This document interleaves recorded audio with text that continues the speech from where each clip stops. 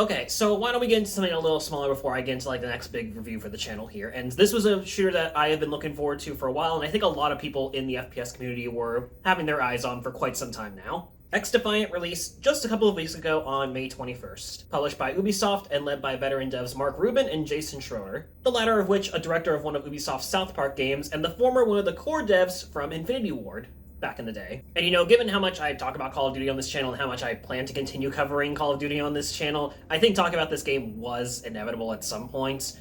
But let me tell you, all this hype that was surrounding the game, that was building up for it, especially in the past few months as the game was about to come out, it was not always like this, let me tell you what.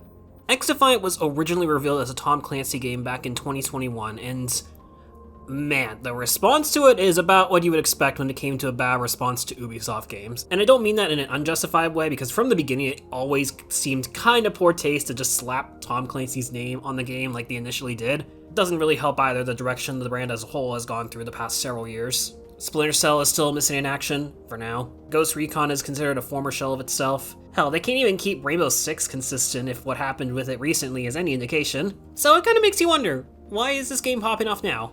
They dropped the Tom Clancy brand from it, but it doesn't seem like much change from the initial reveal to the final product. It was Modern Warfare 2.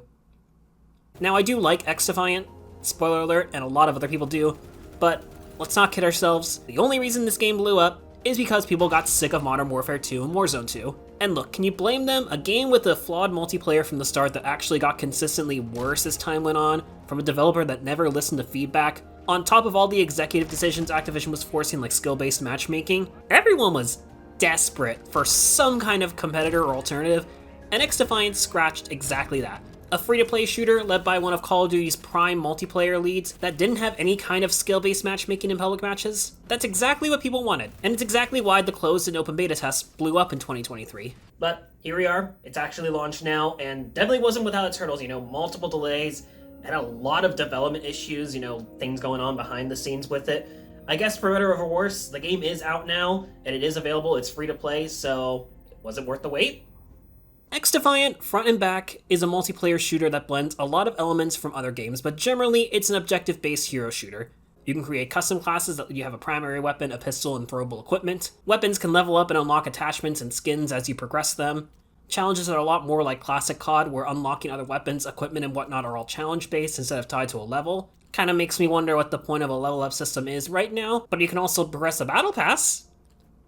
Glad this game's got its priorities. But then there's the hero-based mechanics. There are currently 5 factions in the game. Each has a passive trait to them in addition to picking one of 2 abilities and an ultimate move. Factions are not just based around any particular playstyle, but also different Ubisoft franchises. There's Ghost Recon, which is defensive and shield-based with more health. The Division focuses on pyrotechnics. Splinter Cell focuses on stealth and wall hacking.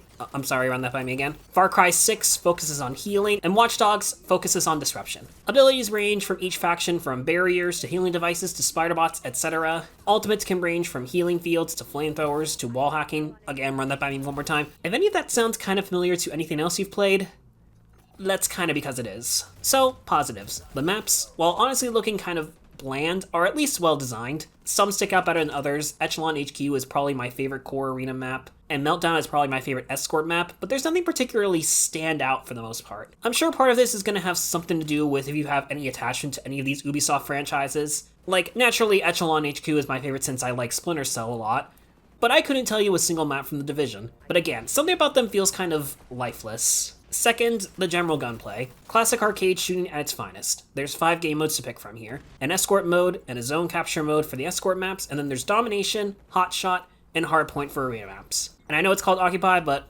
come on, it's hardpoint. They aren't even being subtle about it. Hotshot is probably my favorite game mode here, not just because it's the closest to a traditional deathmatch mode here, but because it's the only game mode that really tries something new and unique here. You have these bounties you have to collect from players to earn points, and the first to 125 wins the match, but if you collect enough of them in one life, you become a hotshot, which lets you move around a lot faster and stronger, but at the cost of the enemy team seeing your location and dropping multiple bounties if you die. It's a fun, high-risk, high-reward mode that complements the game really nicely, at least when you're in lobbies where people aren't playing the game like they're in the finals of Call of Duty League.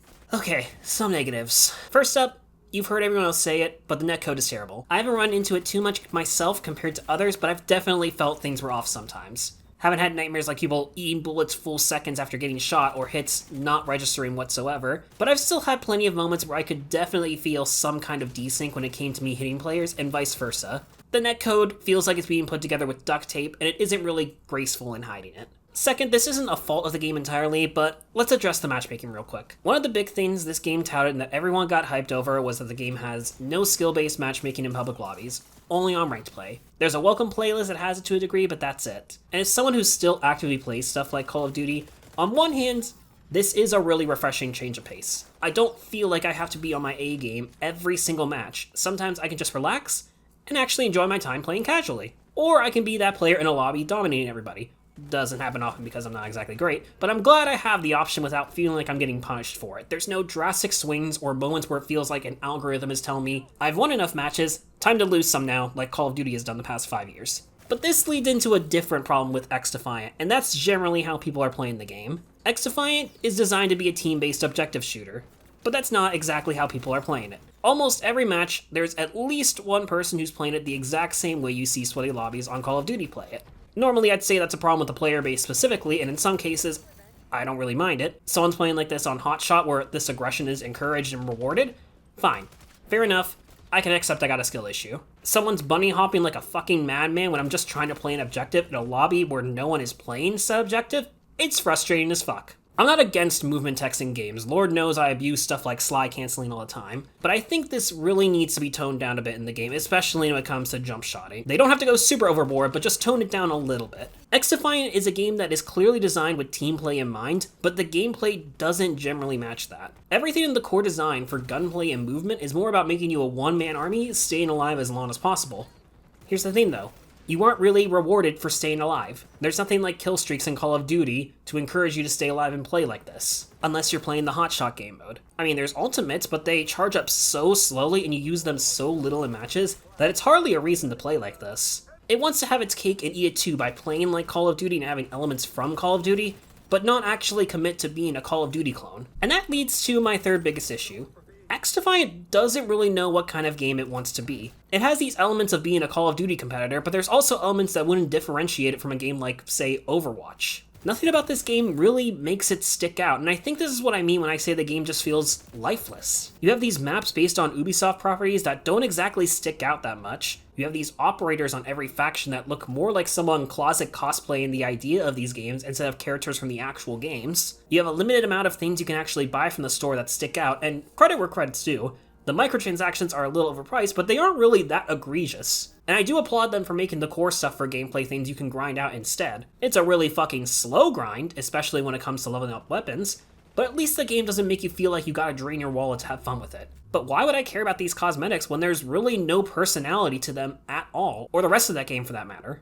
The only major trait this game has that makes it stand out from others is that it doesn't have skill-based matchmaking. And honestly, as good as that is, what does it say about a game when that's the only major trait it has going for it? I'm probably going to catch some heat for this, but I'm going to be honest, in most cases, I'd much rather be playing Modern Warfare 3 right now. As much as I hate how matchmaking is handled in the current Call of Duty games and how much it sometimes kills my interest in playing for long periods of time, that's really the only negative thing I feel the current game has going against it. Modern Warfare 3 isn't flawless. That's for sure. But across the board, it's just a better put together game with more personality and life put into it. I'd sing a different tune if XDefiant was some smaller game from an indie team that blew up or something like that. But that's not what this is. This is an Ubisoft game. They're perfectly capable of making a blockbuster game. They're perfectly capable of making a blockbuster multiplayer shooter when they're not ruining it. And because of that, XDefiant, for me personally, is perfectly fine. It's not this incredible Call of Duty killer that everyone is making it out to be, but it's also far from the worst attempt I've seen at another arcade shooter like it. It's free to play, so I don't think you're missing much by at least giving it a shot. The core gameplay loop and casual matchmaking are still enough to have me coming back to it a lot, so I will give it that. But I can only see myself going back to this more as a palate cleanser from current shooters I play. At least for the time being. Maybe that'll change as they add more content. I really hope this game does get better, and Ubisoft doesn't just completely abandon it, and it does get better. It gets more content over time, it gets better over time. Because I would really hate for another game like this to be a competitor to Call of Duty and just immediately die off. I'm still liking this game a bunch, and I think there's a ton of potential here. I want to see more arcade shooters like this so that Call of Duty doesn't have a complete stranglehold on the genre. But I think moving forward as well, it really should lean into giving the game an identity rather than keep giving it an identity crisis. And I think, honestly, this untapped potential the game has largely comes from the vast array of IPs that Ubisoft owns. And originally I was going to get a little more in-depth with this, but as of making this video, it kind of seems like they're going in the general direction I kind of am hoping that they go with XDefiant. As of recording this, they announced the first season. It looks like content from Rainbow Six is going to be coming. The new faction is directly based off of them, and apparently one of the maps is actually from a Rainbow Six game. And yes, that's exactly what I want to see this game doing, is leaning more into that. Don't make it a full-blown Call of Duty clone. I don't want to see kill streaks or perks or anything like that. Lean into balancing the current factions. Make the Splinter Cell class less cheesy when it comes to seeing everyone through walls. Make Spider-Bots less of a nuisance, stuff like that. Add more maps and factions from other Ubisoft titles.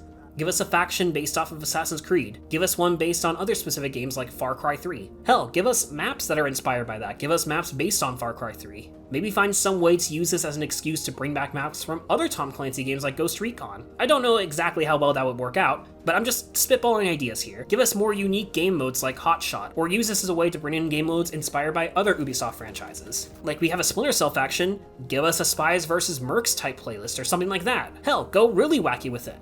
Give us a faction based on Trials, or The Crew, or Prince of Persia. Give us maps based off of The Crew. You wanna know something I wanna see the most? Operators with personality that stand out. You know what I'd like to see even more? Bring in legacy characters as operators. Give us a season where Adrian from Watch Dogs is an unlockable operator for the Watch Dogs faction, or one where we can unlock Voss for the Far Cry faction. Give us an Assassin's Creed faction and we can unlock Ezio as an operator or something.